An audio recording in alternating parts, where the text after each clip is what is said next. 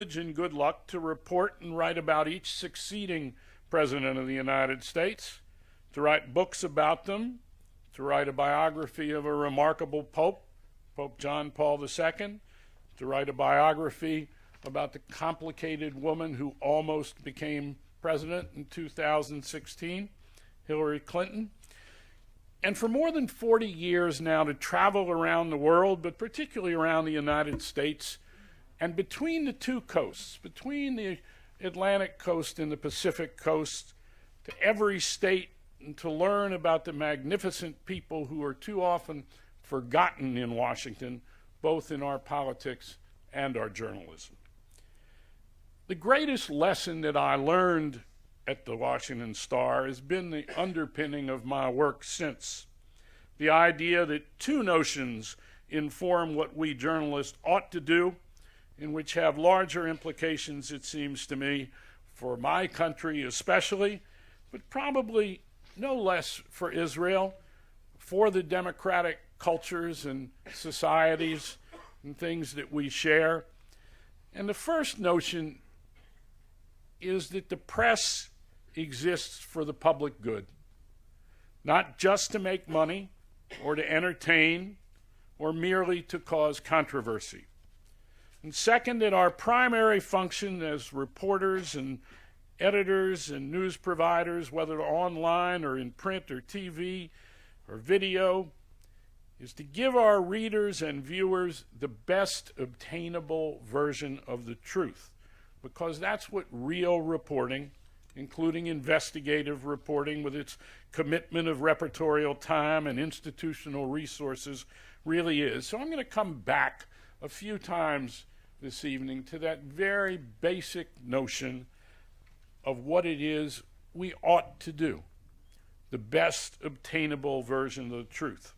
Because some 56, 57 years after I went into journalism, it's clear that something basic is not working in the United States today,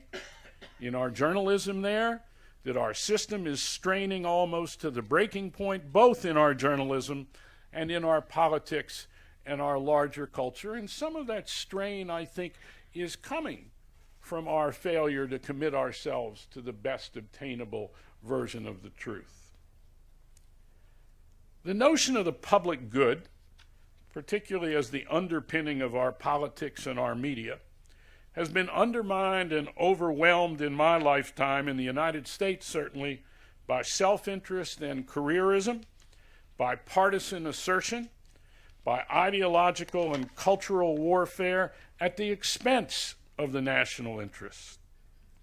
And certainly in the United States, one of the things I see throughout the country, and I don't know if it's true here in Israel as well, is a yearning among young people, and this is where what optimism I have about the future comes from, is that the young people seem to have a great desire to move beyond this cultural warfare that my generation and succeeding couple of generations have placed upon theirs as a kind of yoke that has imprisoned them and endangered their futures, not just in terms of a kind of plutocratic reality, which they now face in the United States, which has been the greatest meritocracy in the history of mankind, but in the last 20, 30 years, we've moved more and more toward a plutocratic model, and what we're debating now in 2017 is really whether or not we can mitigate,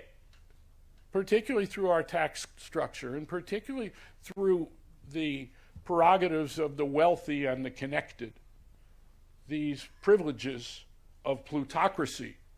which make it much more difficult for young people born in the last 20, 25 years to move in our culture the way people of my generation could,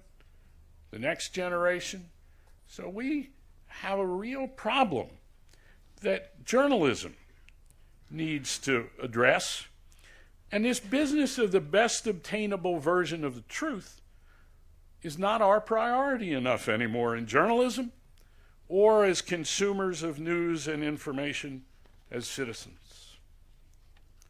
Today, and for